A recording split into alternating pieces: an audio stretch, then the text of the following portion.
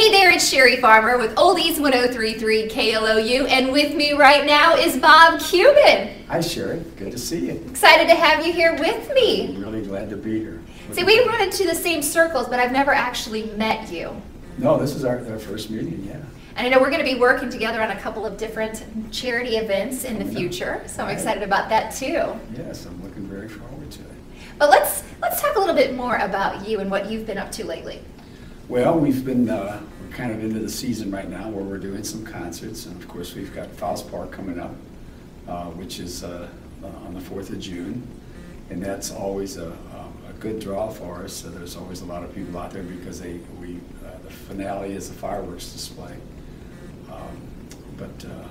So if you're planning on coming out, it'd be a good thing to get out there early because it really fills up, and parking it gets to be crazy. I mean, you have to park a couple blocks away. But that's good. That means lots of people are going to be there, and it's Yeah. going to be a great time. Yeah, there's thousands of people that show up out there, so we're looking forward to it. And I have a pretty good sized band for that, and we like to entertain all ages. Mm-hmm. I mean, it's just not we're not just catering to one audience. We'll do stuff for the boomers, and we'll do stuff for the little kids, and and we might even really go way back into some big band era stuff, and we try to cover all the bases that we can.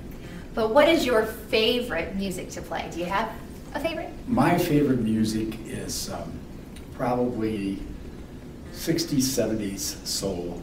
Sounds like what we play at KLOU, huh? Yeah, really, yeah, really it is. I mean, I'm an Earth, Wind, and Fire freak. I love them, and of course I have a horn band. Mm-hmm. And a lot of people don't realize this, but we were probably one of the first horn bands in the country playing rock and roll. I mean, people say, well, there was bands that had saxes, but I had a sax, trumpet, and trombone was just unheard of in a rock band back in the early '60s. Did you like to mix it up? Oh yeah. So I could hear something in my ear that needed a trombone, and that's the reason why we started that. And I've had the guy from Chicago, the trombone player from Chicago, was doing a radio interview out in Las Vegas not so long ago, and he said, "I want to thank Bob Kuban for giving me my job."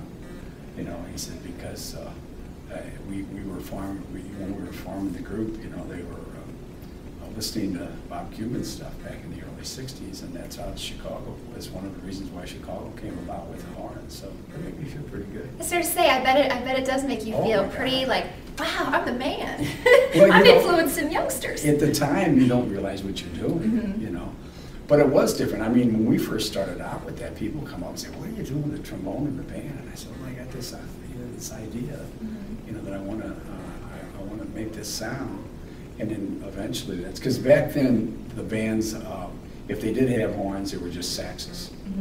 It was just 3 saxes, two trumpet, tenor, tenor sax, alto sax, or baritone sax, something like that, if there was that many, or just a saxophone player. So we created something back then that has stayed on. And now, God, you hear Earth, Wind, and Fire in Chicago and all these groups, and I know Bruno Mars I'm watching Bruno Mars on TV the other night, and I'm thinking, he's doing the stuff we were doing back in the early '60s. It all comes back again. Yeah.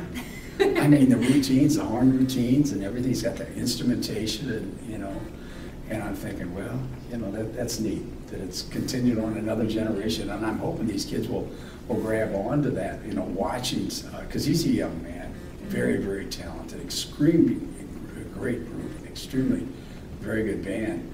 But they see this versus some of these other groups. I call them chainsaw rock groups. Yeah. That are just no talent whatsoever. But I mean, the kids say, "Oh my God, that's great." Whereas this group is a good band. So I mean, the kids are going to see that and think, "Man, that's neat." Yeah, and it will live on through another generation. I hope so. And just to think, you're the one who kind of got that all started. Well, yeah. with the rock thing, we are. We were. I feel very instrumental in starting that because we were just a 4-piece band, and then I always loved horns, and I wanted to add those horns. Well, now, what if Bruno Mars were to call you tomorrow and ask if you'd be part of his upcoming album? Would you do it? I'd do it. That's awesome. Are you kidding? You never know what that could do. I mean, what if he remixed The Cheater? That would be great. Yeah, I'd like for Bruno to redo the Cheater. Yeah. You know, that would be neat to have some of these artists, because that song has been reproduced. I don't know how many times. I was shocked when somebody pulled it up on the computer one time. It's like 15 or 20 times artists have re-recorded that song and tried to do something with it. So Bruno, if you hear this, do it. Give him a call. Yeah, right. Call him.